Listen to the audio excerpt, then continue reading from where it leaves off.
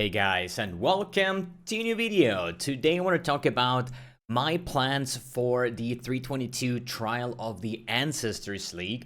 And obviously, today's video is more of like a kind of like a theory crafting video, just talking about the ideas and how maybe things gonna work out or not gonna work out. I think tonight they're gonna release the patch notes, so I can cover them then probably tomorrow or on a Saturday. Things might change, things might not change, but this is the current plan of what build I decided to go or want to go or plan to go, as well as the early currency farming strategy and so on and so forth. So the last build that I played in 321 was basically this build over here that you see in the background, which is my ARCHMAGE, Stormbrand, Scion, Mana Stacker, kind of like MOM agnostic character, okay? And yeah, some of you already noticed that I really enjoy this kind of like mana stacking builds. And why is that? Because mainly of agnostic, the kind of like layers of defense, the really nice kind of like power spike that you sometimes have or can build around. So it's just overall a very cool character, and I really enjoyed playing that one. But what I also really enjoy to play are like dot builds, in specific ignite builds. I think a lot of you guys know that I really like my ignite builds, whether it's like, I don't know, fire burst or EK ignite or what is it, other forms of like any form of ignite, whether it's hex blast ignite or doesn't matter, burning arrow. I played so many ignite builds in the past, and after so many years I can find or safely say that the ignite playstyle is just my most favorite one. So that leaves me open with this one question: how can I combine my two favorite types of characters in the game, which is in one hand the mana stacking and in the other hand the ignite build? I've done this kind of like in the past, starting with like a Raider Stonebrand, or you know, the Raider Burning Arrow and stuff like that, but they didn't really turn out that well. But with the technology that we have nowadays, the other builds were like a couple leagues ago, and we had less tools available. I hope that I can finally make it work. So there has been several builds that I have played in the past that I would like to try to combine. In one hand, this was like one of the coolest builds. This was like, So I would say we're gonna add allegiance. This was like mana stacking, ARCHMAGE Ignite as a trickster back in the days. This was Delirium League, so it's quite some time ago. But this one was one of the coolest builds that I've ever played, where you just run around, you know, you have like ignite proliferations and stuff like that going off. You just click on the Legion, you press your Vaal arc, and you just like have sometimes lag spikes. It depends, you know, with the amount of monsters that you're killing in one single hit, but you just see everything burn to death, leaving behind the ignite proliferations, transferring the ignites to other enemies, and then you have like this beautiful chain reaction. And with a style of like mana stacking. But back in the day, ARCHMAGE was a lot stronger, and you could get like a lot more ignite damage out of it. This kind of build doesn't work anymore. As I said, this was back in Delirium League, so it's like 10 leagues ago or something, right? Another point, this was like, was it 319? I played very Basically early on an ARCHMAGE, or at least an Ignite build with Eternity Shroud. And it's pretty much the same principle, but this character, even though he had like really nice damage, especially for the amount of like currency that I spent into, which wasn't that much, since it was like, I don't know, like week 1 of the league or something. I think it was like my second build of the league. This was really like so freaking enjoyable, and that's why I want to try to combine all of these builds together. But there are questions and things that we can or have to consider. The main thing is, when going for mana stacking and you want to go ignite, there are 3 ascendancies that actually stand out. Hierophant for the pure mind of a matter, agnostic kind of thingy scaling.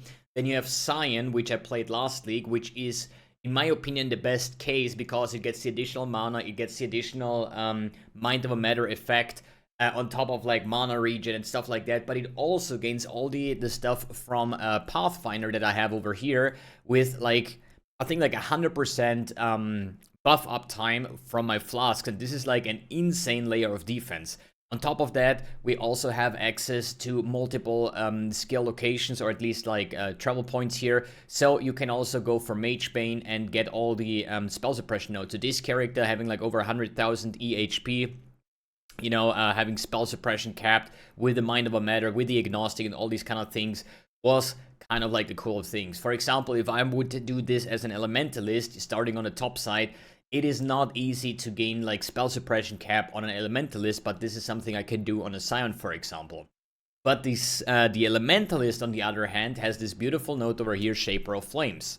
So that would be the most natural thing to do, to say like, hey, I want to play an Ignite build, so we are going for Elementalist, because Shaper of Flames hits always Ignite, all damage can Ignite. It means my Chaos damage can Ignite, my Lightning damage, and so on.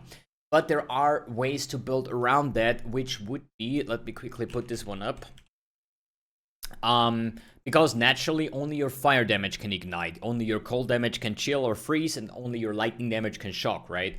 But there is like a ring, it's called the Stormfire ring, that says your lightning damage can Ignite. And this would be used if you say like, hey, I want to play Archmage, Ignite, okay? So you need some form that the extra lightning damage that you're getting from your Archmage support to be able to Ignite. The problem with that is, once you have your lightning damage can Ignite, then you still need the chance to Ignite, because this is a non-crit build. We're playing with Ellie Overload, right? So while all of these things Shaper of Flame does, because it's always Ignite, that means 100% chance to Ignite. If you play with a Stormfire ring, you need to gather like medium cluster nodes, you need to gather like certain nodes in a tree where you actually have chance to Ignite, you know? And this is like then a little bit harder. There's always like, or also like the weapon modifier that you can throw, like Aceling has like fire damage and chance to Ignite, but this is something you need to worry on top of that. So making it as a Scion has like a way better defensive aspect as the Elementalist, in my opinion. For me personally, the Hierophant falls completely off, just because it's a Templar model. I don't like to play Templar characters. I think the MTXs kind of look weird on this like 3 meters tall guy with a long neck, so that's just out of my way, you know? So the question is, Scion or Elementalist? I'm pretty sure Elementalist will have a lot more damage than the Scion version, but the Scion version will be a lot more tanky with a lot better uptime with spell suppression and accessibility for permanent flask uptime, which then might be a Ruby Flask, maybe a Taste of Hate and stuff like that, to have like insane amounts of defense. But can we get enough chance to Ignite? Can we get enough regen and all these kind of things?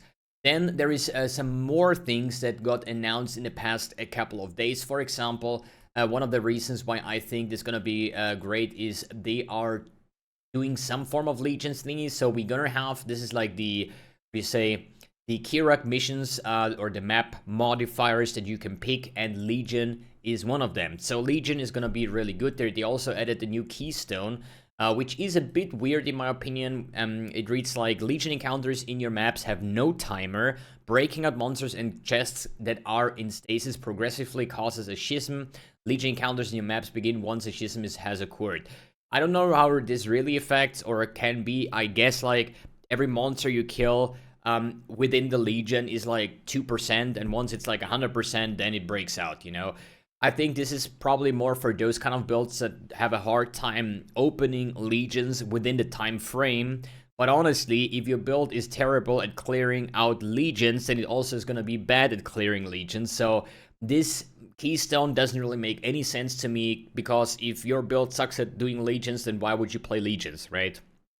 So this kind of falls short, but we do have Legion on the map device. I did do Legion farming strategy with like my Archmage Ignite back in the days, then with the Vaal Arc, and I always had an amazing time, and that's why I want to go for Legion farming as well. And everybody who ever played Arc, especially Arc Ignite, well, better said Vaal Arc Ignite, knows how much of a pleasure it is to just clear those Legions, just farm that kind of content.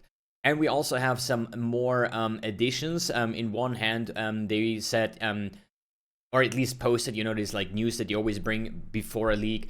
If you'd like to play a damage over time build, but don't have the time to wait around for ailments to deal damage, check out Sadism Support. It causes support skills to have less ailment duration and deal damage with ailments faster. This reads like Swift Affliction Support. If we put that up, Swift Affliction Support, I think skills have less duration, but therefore deal damage faster, something like that. It might be pretty similar to that. It's always like questionable because all the gem information will be released somewhere next week, so I have no idea how this is gonna play out. Like, it sounds pretty good for bleed builds in my opinion, because one thing, if I check like, I don't know, like my latest Ignite build, I don't know, like for example EK Ignite, I think I had a duration, an Ignite duration of like 3.5 to 4 seconds, somewhere that range. And I honestly or personally say, if your dot has less than like 3 seconds duration, then it doesn't really feel like a dot, because this is like the beauty of the dot playstyle. You get on your dot and then you can dodge, you can move around, you can do whatever, but you're still having 100% damage uptime.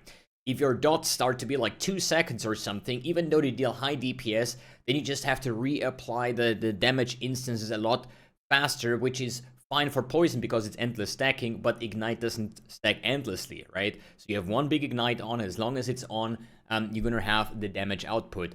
So that's why I say, why do I say Bleed might be nice for it? Because Puncture. Puncture is your, like your, when you play this with the Asylum Helmet or with the Snipe support gem, right? Bleed has like, I think, a 3 seconds base duration, but Puncture has an 8 seconds base duration. So for Puncture, you at some point get to like maybe 8 or 9 or 10 seconds of Bleed a dot, right? So I can see that this like Sadism Support maybe like doubling the damage of Puncture, but therefore it deals the damage in 4 seconds instead of 8 seconds, might be like a huge deal. But I don't really see myself getting an Ignite build where the Ignite duration is like 1.5 seconds, because this would kind of feel terrible. But this is out for debate, whatever you like more, but we're gonna have more options. Another thing that we have is Devour Support. Devour Support causes killing blows from support skills to consume corpses to recover life and mana. Perfect for the package Exile. This could be played, but I don't... As there is a mapping thing, you know, but usually on mapping you anoint something a Mind Drinker where you recover 2% mana on kill, and this is usually enough to always have full mana while mapping. For bossing, this doesn't work because you're never killing, or at least once you kill the boss you regen 2%, so wow, that's like not a thing, right? But I guess this one is the same because causes killing blows to recover. So as I said, probably for mapping you're just gonna anoint this one and just not play with this support unless it has like good damage value. We don't know about that, we don't have any gem informations. But another thing that came up was like the first thing that they posted: spells supported by Spellblade support have additional spell damage equal to a percentage of damage of equipped one-handed melee weapons. Whoever said a sword couldn't channel magic just as well as a wand anyway. This really sounds like the Battle Mage note to me, which we have, I think, was on the Inquisitor somewhere. Where was Battle Mage? Hierophant? Battle Mage Guardian? Oh, this one. Instruments of... This gives you Battle Mage, okay? But Battle Mage does kind of the same. I just remember I once played like a Templar class for Hexblast Ignite, and that was using Battle Mage. It was a nice game. So that leaves up the next question. Do we have a support gem info yet? No, we don't. How much effectiveness will that be? Will this one be better than ARCHMAGE?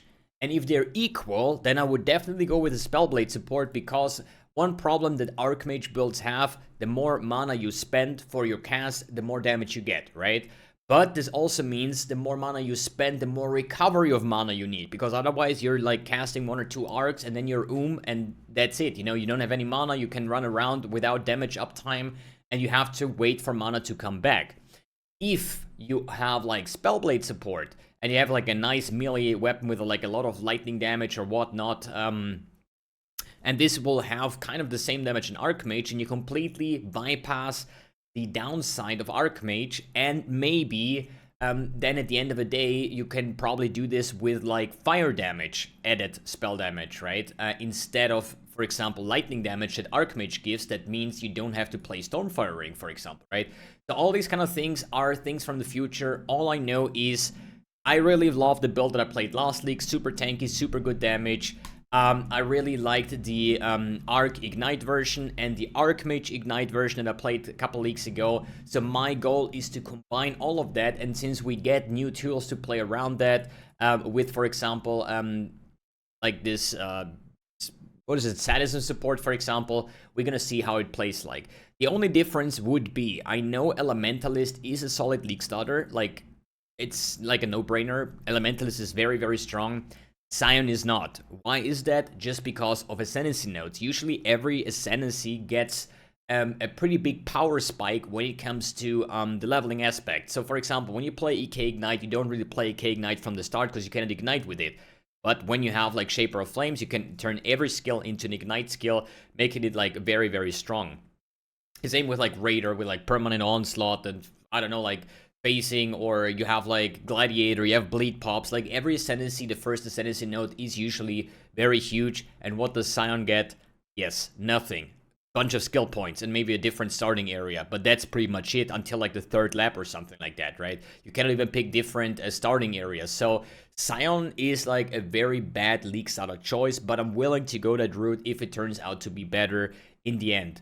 So how will I know that? Probably I'm gonna do like a League start testing in the upcoming days. Like I'm gonna League start, for example, an Elementalist, Arc Ignite, and then probably a Sion version. I'm trying to do like Burning Arrow is leveling or something Ignite-ish. We're gonna see about that. But one thing to make sure is if we are playing with the Stormfire Ring, we have to not play Ignite from the get-go as Sion, okay? Because we need the ring in order to make ARCHMAGE to be able to ignite because of the lightning damage if you do not have access to the ring. And I think the ring is like full level 80.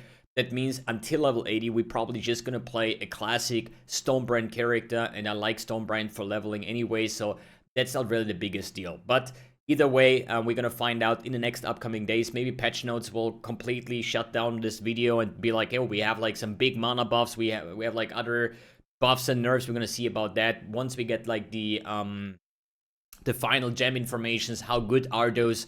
I don't know, like Spellbreaker, support gem, or whatever it is.